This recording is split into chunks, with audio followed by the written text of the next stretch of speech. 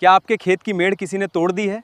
आपसी हिस्सेदारों का विवाद है तो बंटवारा कराएं, और बाहरी पड़ोसी का विवाद है तो धारा 24। इसमें तहसील की टीम पैमाइश करती है। सही जानकारी के लिए किसी ने खेत की मेड़ तोड़ ली, बंटवारा करवाएं या धारा 24 के तहत हकबंदी करवाएं। क्या करवाएं? बहुत सारा हुआ वो रहता है कि बंटवारा कराएं, हकबंदी करवाएं। ज़मीन में कई तरह के झगड़े होते हैं। अगर आपने ये वीडियो देख लिया तहसील जाने से पहले तो बहुत सारी उलझनों से आप बच जाएंगे।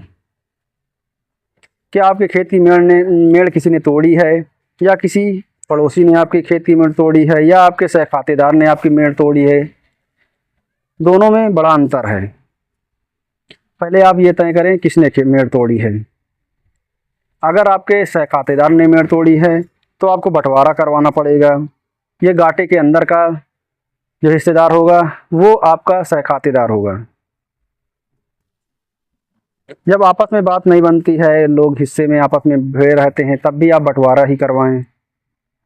हकबंदी तब करवाते हैं जब आपके गाटे के इतर मतलब बगल वाले काश्तकार ने मेड़ तोड़ ली है, तब आप हकबंदी का वाद दायर कर सकते हैं। राजस्व निरीक्षक इसकी पैमाइश करता है। अगर आप दोनों में अंतर नहीं समझ पा रहे हैं तो पहले अपनी खतौनी निकालें। खतौनी में कितने काश्तकार हैं उनके नाम देखें। क्या जिसने मेड़ तोड़ी है वो काश्तकार आपके गाटे का है कि अदर गाटे का है? यदि वो काश्तकार आपके उसी गाटे का व्यक्ति है तो आप उसमें बंटवारे का वाद दायर करें। बंटवारे के वाद के लिए आप ये तय करें कि कितने सहखातेदार हैं। सब सहखातेदार को हिस्सा पहले निकलवा लें। फिर उसके लिए आप बंटवारे के लिए जाते हैं तो राजस्व संहिता की धारा 116 बनी हुई है, उसके तहत आप एसडीएम के न्यायालय में एक बंटवारे का वाद दायर करेंगे। इसमें उस सहखातेदार का हिस्सा खोलते हुए उनको सम्मन नोटिस करेंगे। उसके बाद वो अगर आता है, सहखातेदार अपना हिस्सा एक्सेप्ट करता है तो ठीक है। अगर नहीं एक्सेप्ट करता कि मेरा हिस्सा इतना नहीं, जैसे आपने हिस्सा 1/2 1/3 कुछ करके इस प्रकार अंश डाले हैं, अगर वो उसको एक्सेप्ट करता है तो ठीक है। अगर नहीं करता तो अपना बताएगा, फिर उसका आप जवाब देंगे। हिस्सा एक्सेप्ट होने के बाद प्राथमिक डिग्री पारित होती है।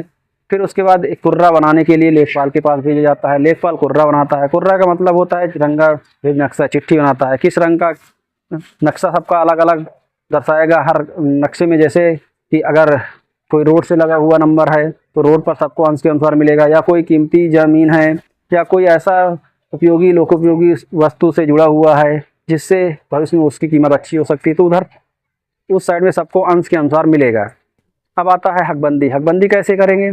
पहले बंटवारे का ही पूरा समझ लेते हैं। बंटवारे में पहले कुर्रा बनने के बाद जब वो कोर्ट आएगा तो फिर उससे कोर्ट से कंफर्म हो जाएगा। फिर उसके बाद वही कुर्रे के अनुसार दखल दिहानी होगी मौके पर। मौके पर दखल दिहानी का मतलब है जिस हिसाब से अंश बना है, अगर चिट्ठियाँ सबको एक्सेप्ट थी, जो कोर्ट ने आदेश किया है उस हिसाब से फिर लेखपाल और कानून को जाएंगे, मौके पर आपको दखल दिहानी करवाएंगे। दखल दिहानी मतलब जहाँ पर जिस हिसाब से वो कुर्रा कन्फर्म हुआ है, चिट्ठी कन्फर्म हुई है, जिधर जिसका अंश जितना बताया है कोर्ट ने, उस हिसाब से सबको दिलाया जाएगा कब्जा।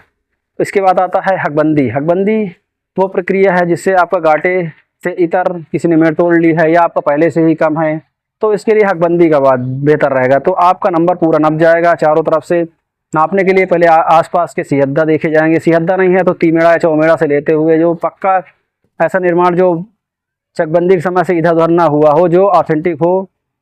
बेहतर तो प्रयास करते हैं कानून को कि पहले सिहद्दा मिल जाए। सिहद्दा नहीं मिलता अभी चौमेड़ा ढूंढते हैं। चौमेड़ा नहीं मिलता, चौमेड़ा का मतलब जहाँ चारों मेड़े मिलती हैं वहाँ पर। अगर चौमेड़ा नहीं मिलता फिर तीन मेड़ा मतलब 3 मेड़े जहाँ पर मिलती हों, या कोई ऐसा ईसाई चकरोड या और कुछ, इसको लेते हुए नाप होती है। उसके हिसाब से फिर हकबंदी शुरू होती है, तो वहाँ से नाप कर लाते हैं। फिर आपके मेड़ों को यथास्थित बनाने के लिए निशान लगवा देते हैं जहाँ पर आपका मिल रहा है। फिर आपका कानून को रहते हैं वो रिपोर्ट तैयार करते हैं कितना आपका कम है, किस एरिया में कितना मिलेगा। वो रिपोर्ट लगाकर आपको सीमांकन आख्या जिसको बोलते हैं वो कोर्ट भेजेंगे एसडीएम के न्यायालय में। जब एसडीएम के न्यायालय में वो रिपोर्ट आ जाएगी तो अगर जिसके निकल रहा है आपको मिलेगा, उसको कोर्ट से नोटिस जाएगा। अगर कोर्ट से नोटिस जाता है वो अपनी आपत्ति दर्ज कराता है तो ठीक है। अगर नहीं करवाता तो वो जो सीमांकन आख्या वो कन्फर्म होने के बाद कानूनगो को पास दोबारा पत्थरगढ़ी के लिए भेजी जाएगी। पत्थरगढ़ी का मतलब है कि जहाँ पर जितना आपको मिल रहा था उधर आपको चारों सीमाएं, जो आपके खेत की चारों सीमाएं या जितने भी सीमाएं हैं, जितने कोनों में बटा हुआ सभी कोनों में पत्थर गड़वाएगा। कानून को पत्थर गड़ देता है तो उसकी वो एक रिपोर्ट फिर उसी कोर्ट को भेजेगा। जिस कोर्ट से वो सीमांकन आख्या कन्फर्म हुई थी वहाँ से वो फिर उस जो पत्थरगढ़ी नस्ब होती है उसको कंफर्म कर देगा। फिर पत्थरगढ़ी नस्ब कन्फर्म होने के बाद जो मेड़े या पत्थर जो गड़वाए गए थे उनको आपस में उनमें डोरी बांधकर या किसी भी माध्यम से आप उनकी मेड़े फिर बंधवाते हैं कानून को। इस प्रकार सीमांकन आख्या पूरी हकबंदी कंप्लीट हो जाती है। जैसे आपको ये पत्थर नस्ब की रिपोर्ट मिलती है। तो मतलब साहब है, आपसी हिस्सेदारों का विवाद बंटवारा है और बगल के घाटों का अगर कोई विवाद है उसमें हकबंदी करवाते हैं। इस प्रकार की लीगल जानकारी के लिए हमारे चैनल को फॉलो करें, लाइक करें, शेयर करें। धन्यवाद दोस्तों।